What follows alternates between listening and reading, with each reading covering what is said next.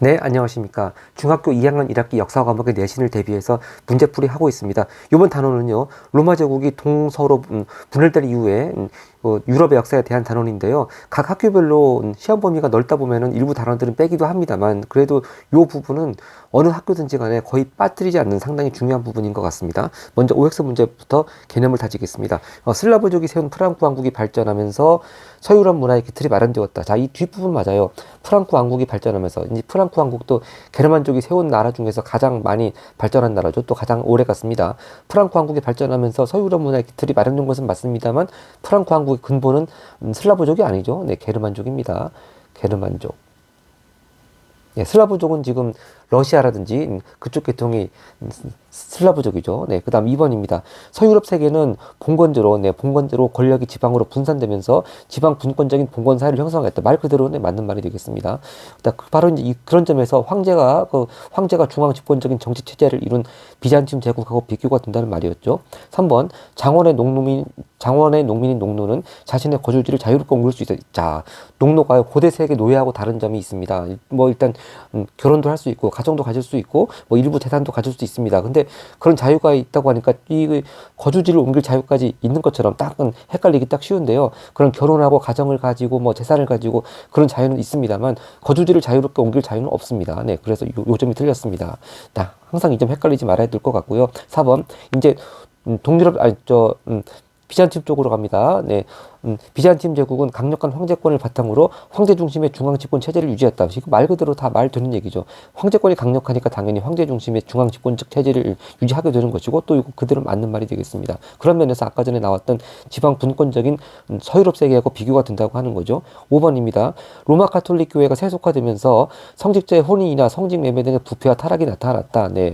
로마 가톨릭 교회 부패와 타락 맞습니다. 그래서 그 이후에 나타난 운동이 바로 교회 개혁 운동인 수도원 중심으로 교회 개혁 운동이 일어났었죠. 네. 교회 개혁 운동이 일어났었습니다. 그리고 6번입니다. 중세 서유럽에서는 기사들의 모험을 담은 기사도 문학이 성행했는데 기사도 문학의 대표적인 게 신학대전일 리가 없죠. 네. 롤랑의 노래라든지 아서왕 이야기, 아서왕 이야기 이런 것들이 기사도 문학이고요. 신학대전은 말 그대로 토마스 아퀴나스가 신학을 집대성한 책이 되겠습니다. 그 다음 이제 관련된 것들이 짝짓기 문제입니다.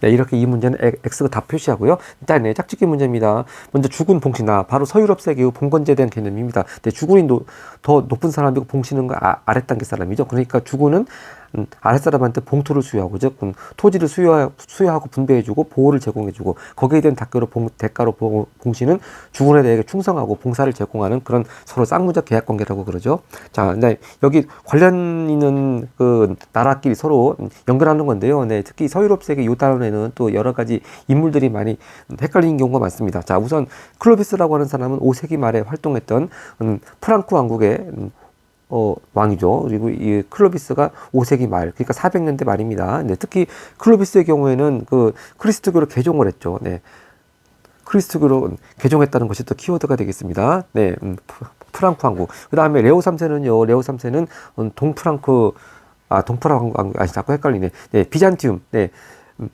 비잔티움 제국의 황제죠. 이거 특히 레오 3세 하면 또 이게 뭐 가장 유명하냐면은 바로 크리스트교가 뭐 로마 카톨릭하고 그리스 정교로 갈라지게 된 계기, 즉 성상 숭배 금지령을 내린 왕이 바로 레오 3세가 되겠습니다. 네, 레오 3세 성상 숭배 금지령을 내린 비잔티움 제국의 황제입니다. 네, 성상 숭배 금지령이 내려진 때는 726년. 네, 그러니까 클로비스보다 좀 뒤의 시대죠. 그 다음에 그레고리우스 7세. 이 사람은 또 어디서 나온 사람이냐면 바로 로마 카톨릭 교회 교황이죠. 네, 교황입니다. 특히 교황이면서 이른바 카노사의 굴욕, 성직자 임명권을 둘러싸고 세속 군주하고 교황이 서로 싸울 때 바로 교황권을 승리한 바로 그 카노사의 굴욕 사건에 나오는 교황이 그레고리우스 7세가 되겠습니다. 카노사 굴욕. 이때는 또 1077년, 네, 시기적으로 가장 뒤네요. 네, 하여튼 이 중요한 왕들, 나라들 또 각각 시기, 키워드 잘 한번 다져야 되겠습니다. 네.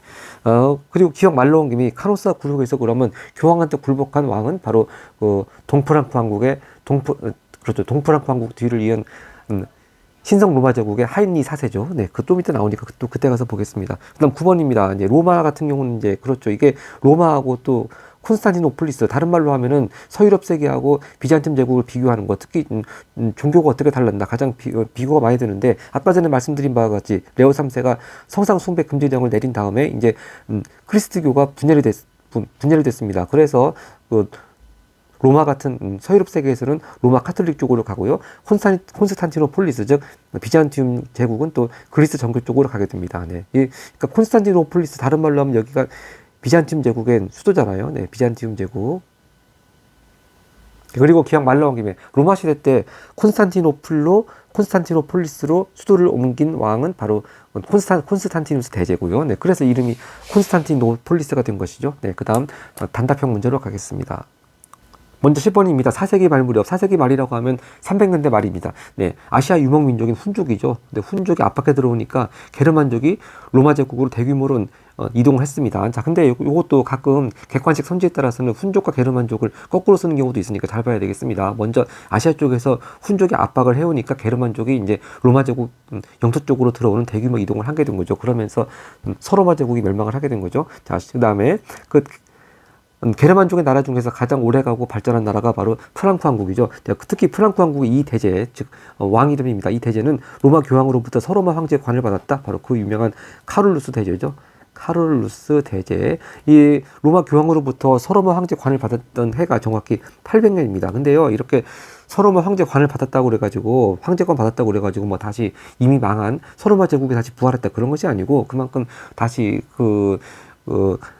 카룰루스 대제가 그리스도교를 장려하고 또 옛날 서로마 제국의 영토도 많이 회복을 하고 하니까 그만큼 교황의 지지를 받았다, 그렇게 이해를 하면 되겠습니다. 다시 서로마 제국이 부활했다는 것이 아닙니다. 그만큼 로마 교황의 프랑크 왕국이 로마 교황의 많은 지지를 받았다, 그렇게 이해를 해주는 그런 사건으로 보면 되겠습니다. 그 다음 12번입니다. 이제 봉건제 얘기 나옵니다.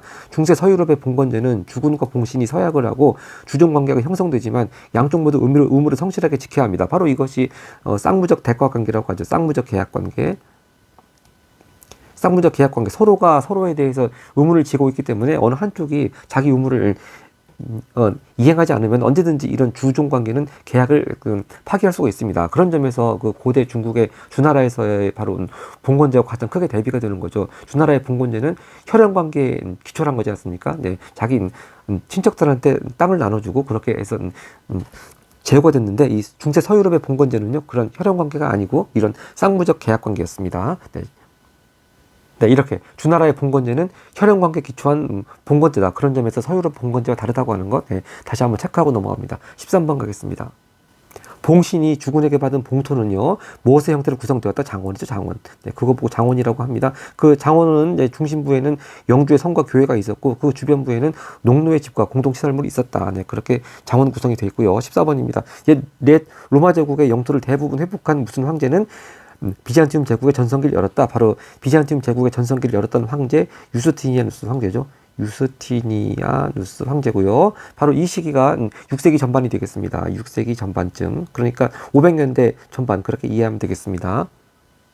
그 다음 15번 문제는 비잔티움 제국 황제 한 명이 또 나옵니다. 그 황제가 레오 3세. 근데 레오 3세가 유명한 이유는 이런 명령을 내려가지고 이제 그때부터 그리스도교가 동서교회의 갈등이 심해지고 결국 동쪽은 그리스 정교 쪽으로 가고요. 즉 비잔티움 제국은 그리스 정교 쪽으로 가고 서유럽 쪽은 이제 로마 카톨릭 쪽으로 이렇게 분열되게 되는 계기가 된 것이죠. 네, 로마 카톨릭과 그리스 정교. 바로 그 성상 숭배 금지령을 내린 사람이 바로 레오 3세가 되겠습니다. 성상 숭배 금지령. 네, 그러니까 종교적인 상징물 같은 그런 조각, 숭배하지 말아라, 그런 명령을 내렸는데, 이제 그걸 비잔티움 제국에서는 따르고 또 서유럽 쪽에서는 따르지 않으면서 이렇게 동서교회가 분열되게 되었습니다. 네, 하여튼 기왕 여기 같은 비잔티움 제국의 황제인데요. 유스티니아누스가 전성기 열었을 때는 6세기 전반이고요. 아까도 말씀드렸지만 레오 3세가 성상 숭배 금지령을 내린 해는 726년입니다. 그러니까 8세기 전반이라고 하면 되겠죠. 네, 이렇게 시기적으로도 잘 선후를 분간할 수 있으면 훨씬 도움됩니다. 그 다음 16번입니다. 비잔티움 문화는 종교적으로 머리를 바탕으로, 바로 방금 한 겁니다. 네, 그리스도교가 성상 숭배 금지령을 계기로 분열된 이후에 그 비잔티움 쪽은 그리스 정교를 믿었죠. 그리스 정교를 바탕으로 그리스 로마 문화와 헬레니즘 문화가 융합됐다. 자, 이 비잔티움 문화 쪽에서는 게르만 문화 그런 얘기 안 나옵니다. 네, 게르만 문화가 어쩌고저쩌고 융합 그런 게 나오면 그거는 서유럽 문화 쪽이고요. 비잔티움 문화 쪽은 그리스, 로마, 헬레니즘 문화 그렇게 융합되었습니다. 그러니까 공용어도 그리스어를 공용어로 썼다고 그러죠. 그다음 17번입니다. 1077년 바로 1077년 하면 카노사 굴욕 딱 떠올라야 되겠습니다. 신성 로마 제국의 황제 하인리 4세가 교황을 찾아 바로 이 교황은 아까도 얘기했지만 그레고리우스 7세죠. 네, 그레고리우스 7세. 네, 교황을 찾아가 추운 겨울에 3일 동안 맨발로 용서를 빌어 파문을 멸한 사건을 일컫는 말 카노사 굴욕이 되겠습니다. 카노사 굴욕. 네, 그만큼 이때 이 시기에 황제권이 세속 군주보다 훨씬 강했다. 그런 걸 보여준 사건이 되겠습니다. 자, 그리고 기왕 여기 처음 말 나왔으니까 이 신성 로마 제국이라고 하는 나라가 뭐 다시 로마 제국이 부활한 것이 아니고 프랑크 왕국이 카롤루스 대제가 그 사후에 죽은 이후에 동프랑크, 아니, 서프랑크, 중프랑크, 동프랑크 그렇게 분열되지 않습니까? 근데 그렇게 분열된 동프랑크 제국이 있었는데 네, 동프랑크 제국이 있었는데 그 동프랑크 제국이 오토 1세가 있을 때, 네, 오토 1세가 있을 때 그 오토 1세가 황제로 즉위하면서 뭐 로마 제국을 계승했다는 의미로 해가지고 신성 로마 제국 그런 이름으로 불리기 시작했습니다. 그러니까 이 신성 로마 제국이라고 하는 게 다시 로마 제국이 부활했다 한 것이 아니고 이제 프랑크 왕국이 서프랑크, 중프랑크, 동프랑크로 분열을 했는데 동프랑크로 분열을 했는데 바로 그 동프랑크가 이렇게 오토 1세 때 신성 로마 제국이라고 불리게 되었다. 이렇게 해서 쭉 오래 갑니다. 네, 그 다음에 18번입니다. 중세 서유럽의 학문 분야에서는 신앙과 이성의 조화를 강조한 바로 스콜라 철학이죠. 스콜라 철학. 바로 이 스펠링이 지금 스쿨, 그 학파. 그런데 바로 그런 거에서 어원이 나온 것 같습니다. 네, 스콜라 철학이고요. 그 다음 19번입니다. 중세 서유럽에서 발달한 건축 양식. 이것도 좀 외우기 힘들죠. 건축 양식으로는 로마네스크 양식이 있고요. 로마네스크 양식은 또 대표적인 것이 물론 돔도 있지만 아치 모양이 있죠. 그 다음에 또 하나 또 있습니다. 뾰족한 첨탑과 또 스테인드 글라스가 또 특징이 고딕 양식이죠. 고딕 양식. 네.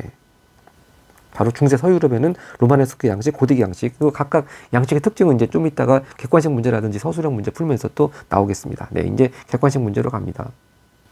네, 객관식 문제 처음에는 지도가 나와 있습니다. 이 지도가요, 살구 색깔 같은 이렇게 색칠 쳐져 있는 것이 바로 로마 제국의 영역인데, 자 보시면 이렇게 아시아 쪽에서 훈족이 넘어오면서 또 게르만족들을 압박하니까 여러 이름의 게르만족들이 지금 로마 제국의 땅으로 넘어오는 바로 게르만족 대이동을 가리키는 그런 지도가 되겠습니다. 자 그러면 보겠습니다. 위 지도에 나온 민족들의 이동, 즉 훈족과 게르만족이죠. 민족들의 이동이 가져온 결과는 결국 그렇게 해서 서로마 제국이 멸망을 하게 됐습니다. 네, 일단 서로마 제국이 멸망한 연도도 알아두면 좋죠. 476년입니다. 476년. 그 다음에 2번으로 갑니다.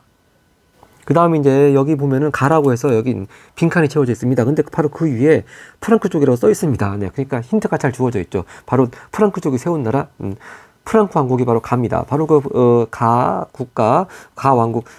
프랑크 왕국에 대한 설명으로 옳지 않은 것입니다.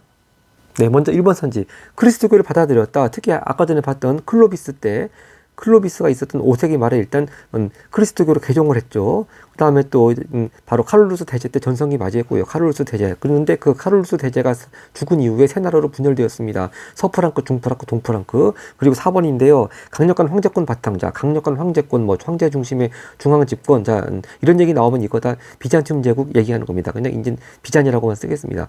네. 비잔티움 제국의 키워드가 강력한 황제권 바탕 그런 거고요. 그리고 이제 5번입니다. 로마 문화와 그리스도교 게르만 문화가 융합. 바로 이 비잔티움 문화와 다른 점이 이제 이 융합하는 요소들이 특히 게르만이 들어가 있습니다. 그리스 문화, 헬레니즘 문화 그런 것이 들어가 있으면 비잔티움 쪽이고요. 로마, 그리스도교, 게르만 문화 융합 이런 게 들어가 있으면 바로 서유럽 문화라고 그렇게 딱 정리가 되겠습니다. 하여튼 답은 4번이고요. 3번 가겠습니다. 3번 카롤루스 대제 업적으로 옳은 것입니다. 이 기억 5세기 말 그리스도교로 개종했다고 하는 건데요. 계속 나오는 얘기지만 그리스도교로 개종한 왕은 클로비스입니다. 그리고 카롤루스 대제는 5세기 말이 아니고 아까 전에 뭐가 있었죠? 서로마 황제의 대관을 받았다고 하는 바로 그 해가 800년이니까 뭐 800년이니까 8세기에서 9세기에 걸쳐서 살았던 사람입니다. 자, 이분 니은은 맞겠습니다. 서로마 제국 영토 많은 부분을 회복을 했고요. 지금 정복한 지역의 주민들에게 크리스트교를 장려했습니다. 그러니까 이렇게 교황한테 서로마 황제의 관을 받을 만큼 교황의 지지를 얻었던 거죠. 네, 리얼입니다. 비잔틴 제국을 멸망시켰다. 자, 일단 비잔틴 제국이 멸망을 했는요 1453년이고요. 특히 그러니까 연도변에서도 일단 그 카롤루스 대제가 살았던 때보다 한참 후고요. 특히 비잔틴 제국을 멸망시킨 나라는 바로 오스만 제국입니다. 네, 지금의 투르크 계열인 오스만 제국이 비잔틴 제국을 멸망시켰죠. 자, 그럼 니은하고 디귿이 답이니까 답은 3번이 되겠습니다. 네, 4번 갑니다. 4번 중세 유럽의 봉건사회에 대한 설명 옳은 것입니다. 봉건사회. 장원의 농민은 대부분 노예였다. 자, 말이 그럴듯한데요. 자, 용어를 정확히 알지 못하면 딱 틀리기 쉽습니다. 네, 장원의 농민은 대부분 이때는 농노라고 부르죠. 그래서 이때 중세의 농노는요, 고대 시대 노예하고는 좀 약간 다른 점들이 좀 있다고 했습니다. 노예가 아니고 농노라고 불렸습니다. 그리고 2번 중앙 집권적인 정치 체제를 갖추었다. 자, 이 봉건사회라고 하는 것 자체가 중앙 집권적이라기보다는 지방 분권적인 그런 관계죠. 2번 땡입니다. 네, 역시 중앙 집권 땡. 그다음 3번입니다. 지방 유력자들이 기사 계급으로 성장했다. 이것이 맞습니다. 자, 그러면 왜 지방 유력자들이 기사 계급으로 성장하게 되었는지 이 배경이 중요하죠. 일단 아까 전에도 얘기했지만 카룰스 대제 사후에 일단 프랑크 왕국이 분열을 했고요. 네. 프랑크 왕국이 분열하고 그다음에 이슬람 계열 같은 이민족들이 또 많이 침입을 해왔습니다. 이민족의 침입. 자, 그러다 보니까 내 재산과 내 영토는 내가 지켜야 되겠다. 바로 그런 생각에서 이렇게 기사들하고 영주 이런 사람들이 성을 쌓기 시작했죠. 바로 그러면서 이렇게 지방 유력자들이 기사 계급으로 성장을 하게 되었습니다. 바로 그 배경에는 프랑크 왕국의 분열 또 이민족의 침입 등으로 인해 가지고 사회가 많이 혼란했다고 하는 거. 그래서 자기 재산과 영토를 지키기 위해서 스스로 이렇게 무장을 한 기사 계급이 형성되었다고 하는 거. 그렇게 연결이 되겠습니다. 4번 죽음과 봉신의 관계는 혈연관계 대다수야. 아까도 제가 비교했지만 혈연관계가 대다수였던 것은 바로 주나라의 봉건제도죠. 주나라의 봉건제도. 그것이 아니고 서유럽의 봉건제도는요. 쌍무계약적인 관계라고 했습니다. 언제든지 한쪽이 의무를 이행하지 않으면 상대방은 언제든지 계약을 파기할 수 있는 거죠. 5번 봉신이 되면 주군에게 특별한 대가 없이. 이건 말도 안 됩니다. 일단 봉신이 되면 일단 주군으로부터 대가 뭘 받습니까? 바로 토지를 받죠. 그 토지 보고 봉토라고 그러죠. 그렇게 봉토를 받으니까 이제 봉토를 받은 대가로 주군한테 충성을 하는 그런 쌍무적 계약 관계가 된 것이죠. 네. 그다음 5번 가겠습니다. 네, 바로 주군과 봉신 관계에서 봉신이 받는 봉토에 대한 설명입니다. 네, 이렇게 주군은 충성과 봉사를 서약한 기사들에게 봉토를 주어 봉신으로 삼았다. 1번, 봉토의 농경지는 봉신은 노예. 계속 얘기하지만 이때는 노예라고 부르지 않습니다. 농노라고 하고요. 2번, 봉토의 세금은 봉신이 아닌 주군이 징수하였다. 그럴듯할 것 같지만, 이제 이거 봉토의 세금은 봉신들, 다른 말로 영주들이 징수를 했습니다. 네, 봉신이 징수했습니다. 땡. 3번, 봉토에서는 주군의 뜻에 따라 재판 진행했다. 그다음, 그리고 4번 선지, 봉토에 대해 주군이 통치권 가졌고, 자, 일단은 이 봉토에 대해서는 주군이 간섭을 할 수 없었습니다. 네, 그러니까 지방 분권적인 사회란 말이 나오는 것이니까 일단 주군이 재판하고 주군이 통치권 가지고 다 땡입니다. 그리고 5번 봉토의 분배는 권력이 지방으로 분산되는 결과를 가져왔다. 그래서 지방 분권적이라는 말이 나왔죠. 당연한 말이 되겠습니다. 네, 답은 5번. 네, 6번 갑니다. 네, 6번. 다음은 중세 유럽 마을의 모습이다. 이대 설명으로 옳지 않은 것입니다. 바로 이게 장원이 구성되어 있는 모습이죠. 네, 1번 영주는 주군으로부터 봉토를 받은 봉신이었다. 네, 계속 되풀이되고 있습니다. 맞고요. 2번 작업자족을 하는 농촌 공동체로서 영주가 지배했습니다. 즉 주군이 지배한 거 아닙니다. 네, 영주가 지배했고 주군은 간섭할 수 없다고 그랬습니다. 네, 주군이 아니고 영주 맞습니다. 3번 경작지를 춘경지, 추경지, 휴경지로 나누어 농사지었다. 즉 봄에 경작한 땅이 있으면 또 그 다음 쉬고 그렇게 돌려가면서 농사를 지었다고 하는 얘기고요. 맞고요. 4번 농노는 각종 세금을 부담하였으며 영주 지배를 받았다. 이것도 맞습니다. 네, 세금은 농노가 부담을 했습니다. 5번 농노는 거주 이전의 자유가 있어. 아까도 오액설 때 나왔죠. 농노가 가정을 이루고 또 재산을 소유할 수 있는 자유는 있지만 거주 이전의 자유는 없습니다. 네, 이 점이 틀린 것이죠. 네, 그래서 답은 5번이 되겠습니다. 네. 그 다음 7번 갑니다. 네, 7번 다음과 같은 영역을 차지한 국가에 대한 설명을 옳지 않은 것은인데요. 자, 일단 동쪽에 사설왕조 페르시아가 있고요. 그다음에 수도가 또 콘스탄티노폴리스가 있죠. 바로 그렇게 하면 여기는 바로 비잔티움 제국이 되겠습니다. 네, 여기 연두색 부분이 이제 연한색 부분이 최대 영역이었고요. 바로 유스티니아누스 황제 때 최대 영역이고, 그다음에 또 좀 더 진한 녹색 부분이 천년경의 영역이라고 되어 있고 바로 그 위에 이렇게 러시아 지역에서는 또 슬라브족들이 이렇게 진출을 하는 그런 상황입니다. 네, 바로 이제 이 국가는 일단 비잔틴 제국이라고 하는 거 먼저 감을 잡고요. 1번입니다. 6세기 아까 얘기했죠. 6세기 유스티니아누스 황제도 전성기 맞았다. 이거 맞고요. 2번 황제는 정치 군사적 지배자였고 종교는 교황이 지배했다. 이거 틀리죠. 바로 교황이라는 얘기 나오면 이건 서유럽 쪽입니다. 네, 서유럽 쪽. 네, 비잔틴 제국 쪽에서는 이렇게 황제가 정치적으로 뿐만 아니고 역시 종교에 대해서도 강력한 권한을 가졌습니다. 네. 그 다음 3번입니다. 수도 콘스탄티노폴리스는 동서무역의 중심지로 성장하였다. 그렇죠. 여기 이렇게 사천 왕조 페르시아 쪽하고 그 다음에 또 이쪽 비단길 쪽으로 해가지고 중국하고도 연결이 되죠. 그래서 바로 콘스탄티노폴리스가 동서무역의 중심지로 성장을 했습니다. 4번 서로마 제국이 멸망한 이후에도 로마 제국의 전통을 이어나갔다. 그렇습니다. 서로마 제국 476년에 이미 멸망했지만 동로마 제국을 계승한 비잔틴 제국은 쭉 오래 가서 1453년까지 갔죠. 1453년에 오스만 제국에 침입돼 멸망을 했습니다. 5번 동서교류의 유리한 위치에 있어 상업과 무역을 통해 번영했다. 이건 뭐 아까 3번하고 똑같은 말이 되겠습니다. 하여튼 이 지도 바로 콘스탄티노폴리스를 중심으로 해가지고 비잔틴 제국의 영역 지도라고 하는 거 일단 다시 확인을 하고 8번 가겠습니다.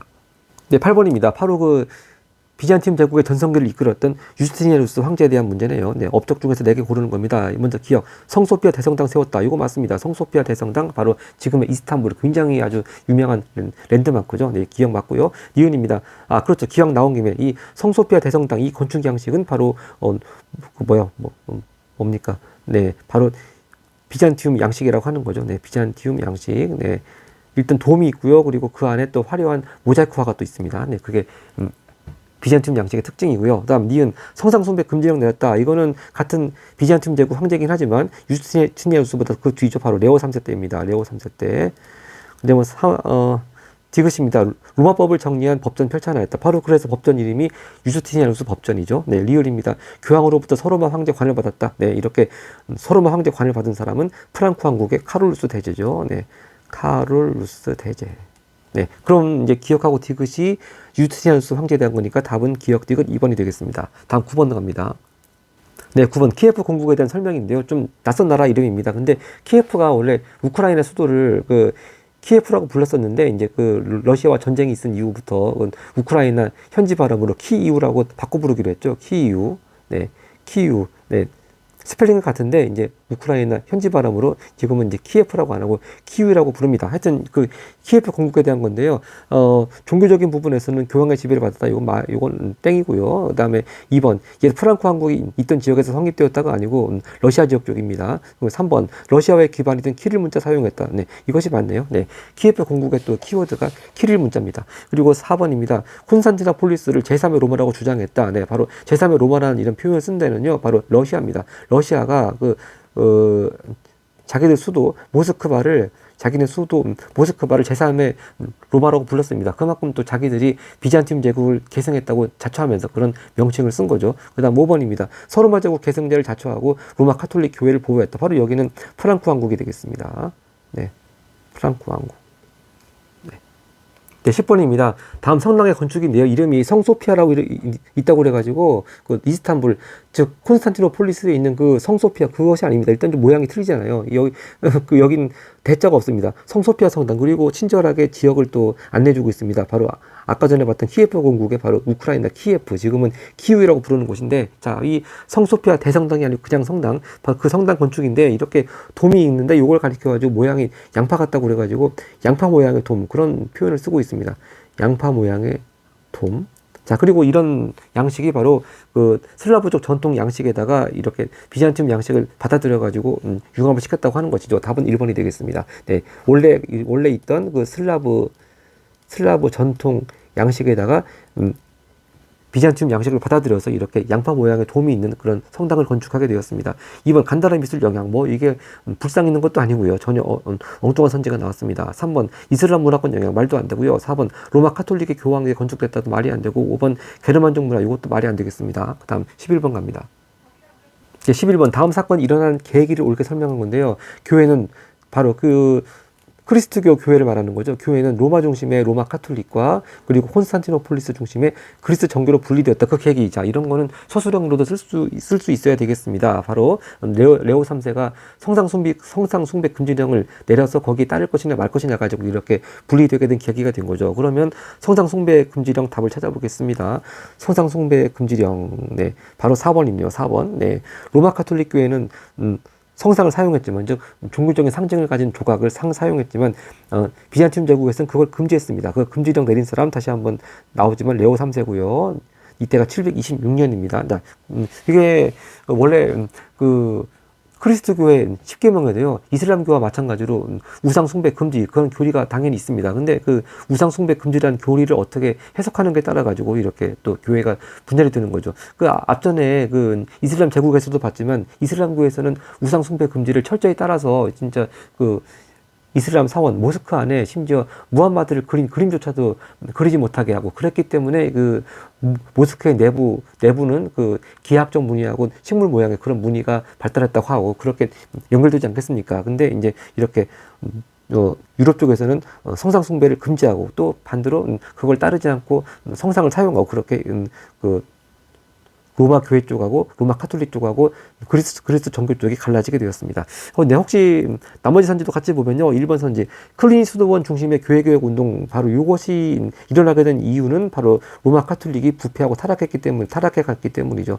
로마 카톨릭 교회가 부패하고 타락했기 때문에 특히 수도원 중심으로 교회 개혁 운동이 일어났습니다. 2번 성직자 임명권을 둘러싸고 교황과 황제가 대립한 사건, 바로 카노사 굴욕 말하는 것이고요. 네. 교황과 황제가 대립 카노사 굴욕. 그리고 3번입니다. 게르만족의 침입을 로마 카톨릭 교회를 중심으로 모두 막아냈어. 그러면 서로마 제국이 망했을 리도 없죠. 네. 그다음 5번입니다. 네. 로마 교황이 카롤루스 대제에게 서로마 황제의 관을 내리자 비잔티움 제국이 반발했어. 글쎄요, 반발을 했는지 안 했는지 모르겠습니다만 이렇게 교회가 분열된 거하고는 아무 관계가 없겠습니다. 그다음 12번 가겠습니다. 네, 12번 비잔티움 제국과 관련된 건 4개 고르는 겁니다. 일단 당연히 로마 카톨릭은 서유럽 쪽이니까 아니고, 로마 카톨릭이 아니고 비잔티움 제국은 그리스 정교 쪽으로 갔다고 했고요. 그 다음에 또 샤르트르 대성당은 이건 프랑스에 있는 거죠. 네, 프랑스에 있는 거고, 특히 샤르트르 대성당 특징은 뾰족한 첨탑, 또 스탠드 그라스, 바로 고딕 양식을 대표하는 건축물이죠. 바로 리울이 이제 비잔티움 제국의 수도 콘스탄티노폴리스에서 유스티니아누스가 세운 바로 성소피아 대성당, 성소피아 성당이 아니고 성소피아 대성당입니다. 네, 지금의 이스탄불에 있는 거, 답은 니은 리울이니까 답은 4번이 되겠네요. 네, 그 다음 페이지 가겠습니다. 네, 그 다음 문제 13번, 14번에 걸치는 문제네요. 11세기 후반 황제 하이니 4세 그리고 교황 그레고리우스 7세가 대립하였다. 이 얘기 나오면 딱 카노사의 굴욕 떠올라야 되겠습니다. 카노사의 굴욕. 그러면 일단 카노사의 굴욕 연도 알아두면 좋죠. 1077년입니다. 11세기 후반 1077년이고, 여기 황제 하이니 4세는 어느 나라 사람이냐면은 바로 동프랑크에서 이름을 바꾼 신성 로마 제국 황제입니다. 신성 로마 제국 황제 하이니 4세, 그리고 교황은 그레고리우스 7세. 근데 그 과정에서 교황은 황제를 파문하였고 하이니 4세가 싹싹 빌었다고 하는 거죠. 그래서 파문을 맺었다. 네, 그런 얘기. 바로 기역 대립이 발생하게 된 원인, 바로 성직자 임명권을 세속군주가 가지느냐 교황이 가지느냐, 그 성직자 임명권을 두고서 이렇게 교황과 군주가 대립을 했습니다. 네, 자, 계속 지금 게르만족 이동, 성상숭배 금지령 계속 지금 되풀이되고 있으니까 더 이상 설명하지 않겠고요. 그리고 4번 오스만 제국의 침입. 네, 오스만 제국 침입으로 인해 가지고 비잔티움 제국이 멸망을 하게 되는 거죠. 네, 비잔티움 제국 멸망. 이때가 1453년입니다. 네, 그리고 5번 봉건제 장원의 형성. 이거 교황과 황제 대립하고는 아무 관계가 없겠습니다. 그 다음 14번입니다. 14번 위 사건이 일어난 후 나타난 변화인데, 이건 당연한 얘기입니다. 교황과 황제 대결에서 황제가 이겼으니까 당연히 교황의 권한이 더욱 강화됐겠죠. 네, 이건 당연한 선지가 되겠습니다. 네, 그다음 보면 나머지 3번 선지 같이 이렇게 교황과 황제가 화해한 뒤 서로 협력하였다. 그리고 4번 황제와 주교가 연합하여 교황을 제압했다. 이거 서로 말도 안 되는 선지가 되겠습니다. 네, 그다음에 5번 선지 같이 정치적으로 혼란스러워진 비잔티움 제국이 멸망하였다. 이거하고 카노사 굴욕하고는 아무 관계가 없죠. 네. 카노사 굴욕은 서유럽 세계 쪽에서 발생한 사건이니까요. 네, 이것도 말이 안 되는 얘기. 다음 15번입니다. 15번 중세 서유럽 문화에 대한 설명입니다. 그리스 정교 중심 문화 발달했다. 자, 계속 나오는 얘기지만 그리스 정교는 비잔티움 제국 쪽이고요. 네, 이 중세 서유럽은요 그리스 정교가 아니고 로마 카톨릭 중심으로 문화가 발달했죠. 로마 카톨릭. 그다음 2번입니다. 롤랑의 노래와 같은 기사도 문학이 발달했다. 이건 그 작품 이름 제대로 적었네요. 네, 롤랑의 노래 또는 아서왕 이야기, 바로 기사도 문학의 대표적인 작품이 되겠습니다. 3번 토마스 아퀴나스는 뭘 저술했다. 바로 신학대전이죠. 신학대전. 유스티니아누스 법전은 바로 비잔티움 제국의 유스티니아누스 황제가 만든 법전이고요. 4번 신학 중심의 교육이 이루어지면서 대학은 좀 더 대학이 발달했죠. 땡. 5번 거대한 돔과 화려한 모자이크화를 특징으로 하는 고딕 양식이 발달했다. 자, 거대한 돔과 화려한 모자이크 양식을 특징으로 하는 것은 바로 비잔티움 양식입니다. 네. 비잔티움 제국 쪽에서 발생한 비잔티움 양식. 네. 고딕 양식은요, 어떤 겁니까? 뾰족한 첨탑하고 안에 내부에 화려한 스테인드 글라스, 이것이 고딕 양식의 특징이죠. 네. 샤르트르 대성당 같이 바로 다음 문제에 그렇게 나오고 있습니다. 바로 16번이 그 뾰족한 첨탑과 그리고 내부에 화려한 스테인드 글라스, 이 스테인드 글라스 유리창 안으로 빛이 들어오면 그걸 또 신의 빛이라고 생각을 했다고 하는 거죠. 자, 바로 이 성당이 바로 프랑스의 샤르트르 대성당입니다. 나머지 뭐 그리스 산토린 대성당, 러시아 성바실리 대성당, 터키 이스탄불의 성소피아 대성당, 또 아까 전에 봤던 키예프의 그냥 성소피아 성당, 다 이런 것들은 다 나머지들은 다 비잔티움 양식입니다. 네, 비잔티움 양식.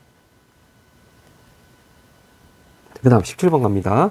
네, 요건 중요 표시가 되어 있네요. 중세 서유럽 문화에 대한 설명, 서유럽입니다. 서유럽 문화에 대한 설명 옳은 것도 2개 고르는 거네요. 네, 양파 모양의 거대한 돔, 아까 전에 봤지만 양파 모양의 거대한 돔이 있는 거, 바로 그거는 키예프에 있는, 자, 우크라이나 키예프 또는 키예프에 있는 성소피아, 그냥 성당이죠. 대성당이 아니고 성소피아 성당은 슬라브 전통 양식하고 비잔티움 양식이 결합된 거라고 했습니다. 하여튼 서유럽 쪽은 아니고요. 그다음 니은입니다. 12세기 이후에 유럽의 여러 도시에 대학이 성립되었다. 이거 설립되었다 맞고요. 디귿입니다. 신학대전과 같은 또 틀렸네요.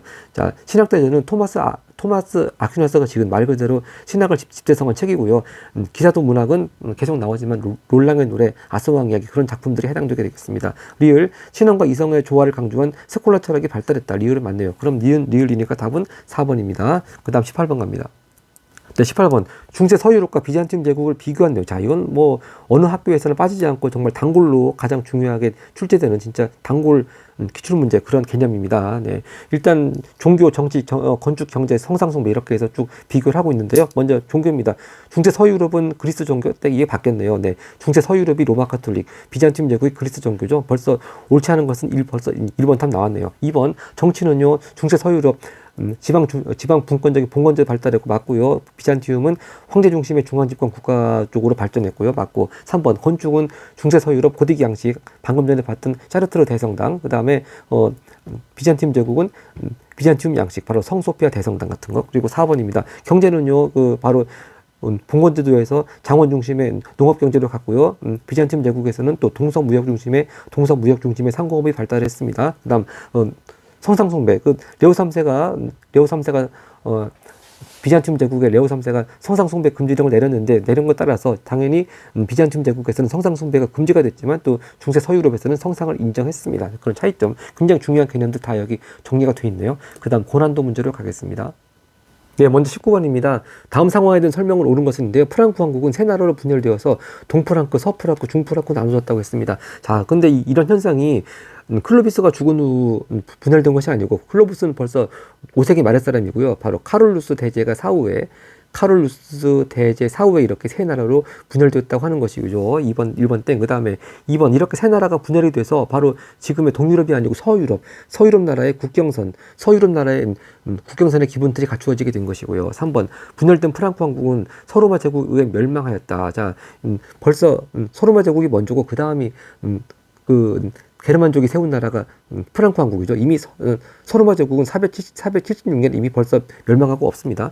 자, 그리고 4번입니다. 로마 문화와 게르만 문화가 융합되지 못하는 계기. 오히려 이렇게 게르만족이 세운 프랑크 왕국이 이렇게 로마 지역에서 나라가 발전하니까 당연히 로마 문화, 그리고 또 하나 더 추가하자면 크리스트교, 그리고 게르만 문화, 이렇게 융합이 됐죠. 네, 5번입니다. 세 왕국은 각각 오늘날의 독일, 프랑스, 이탈리아의 기원이 있다. 이것이 맞겠습니다. 그러니까 지금 동프랑크는 독일.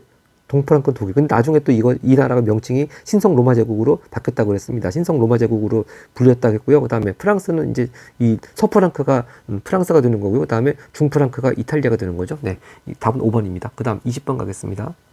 네, 20번. 중세 서유럽에서 봉건제가 성립된 배경입니다. 또 두 개 고르는 거네요. 프랑크 왕국이 분열된 후, 방금 전에 19번 문제에서 봤던 그렇게 분열된 후 사회가 혼란스러웠고요. 맞고, 니은 황제가 정치 지배자, 교회 수장 역할을 담당했다. 자, 이거는 봉건제가 발달한 서유럽 얘기가 아니고 비잔티움 제국 쪽 얘기하는 거고요. 그다음 디귿 마자르족, 이슬람 세력 등 여러 이민족이 침입했다. 이건 맞습니다. 그러니까 내 영토와 재산은 내가 지켜야 되겠다. 그러면서 기사회 계급이 발달했고 그러면서 봉건제가 성립하게 된 겁니다. 그럼 기억디귿 벌써 나왔습니다. 기억디귿 답은 2번. 자,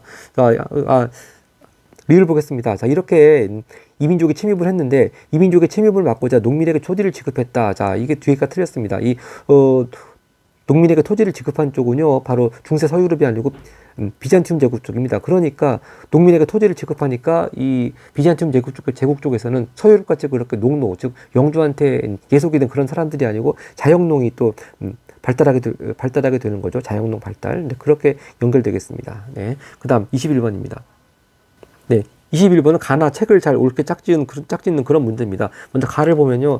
중세 서유럽에서 신학이 가장 중요한 학문으로 발달하였다. 신앙과 이성을 조화시킨 토마스 아퀴나스는 그의 저서를 통해 이를 집대성했다. 바로 토마스 아퀴나스 하면 신학대전. 그럼 답은 1번, 2번 둘 중에 하나가 되겠습니다. 그럼 높이 치솟아 오른 첨탑을 통해 신을 향한 경건한 마음을 표현하였으며 스탠드 글라스 통해 그리스도의 교리. 자, 첨탑하고 스탠드 글라스 얘기 나오면 이건 고딕 양식이죠.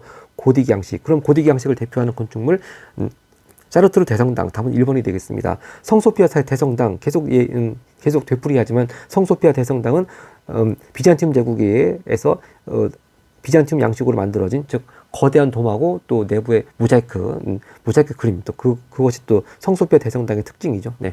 그다음 서술형 문제 가겠습니다. 네, 다음 가에 들어갈 나라가 다른 게르만족 왕국에 비해 크게 성장한 이유. 보나마나 프랑크 왕국에 대한 문제가 되겠네요. 프랑크 왕국. 자, 바로 800년에 로마 교황이 바로 이 카룰루스죠. 카룰루스 바로 프랑크 왕국의 카룰루스 대제한테 지금 소로마 제국 황제 관을 씌워주는 모습입니다. 그만큼 소로마 제국의 계승자라고 인정해주면서 지지해준다, 그런 내용이죠. 자, 하여튼 그렇게 프랑크 왕국이 다른 게르만족 왕국에 비해 가지고 크게 성장한 이유 좀 몇 가지 써보겠습니다. 네, 이렇게 써주면 될 것 같습니다. 원래 거주지로부터 이동거리가 짧았고 5세기 말 클로비스가 그리스도교를 개종하여 로마 교회의 지지를 얻었다. 네, 그렇게 키워드 넣어서 잘 써주면 되겠습니다. 그 다음 23번 갑니다. 23번은 밑줄 친 보도. 이게 보도가 뭔가 했더니 사람 이름이네요. 네, 이 보도라는 사람이 속한 신분이 갖는 의무입니다. 의무. 자, 보도가 어떤 신분인지 보겠습니다. 아내와 세 자녀를 데리고 작은 오두막집에 살았다. 일주일에 사흘은 자기 땅을 경작하고 사흘은 영주의 밭에 가서 일하며. 그러니까 농노시네요. 농노. 네, 농노. 보도는 영주밭에서 일하는 것 외에 땅을 빌린 대가와 닭 3마리, 달걀 15마리, 돼지 1마리 등을 바쳤다. 이렇게 세금을 내는 것이죠. 자, 그러니까 여기서 볼 수 있는 농노의 특징은 이렇게 결혼할 수 있고 또 가정을 이룰 수 있고 자기 재산도 가질 수 있습니다. 근데 이제 아까 전에 농노한테 없는 자유, 거주 이전의 자유는 없었다고 그랬죠. 근데 그것만 잘 구별하면서 하고, 하여튼 이 농노 신분이 갖는 의무 좀 간단히 써보겠습니다.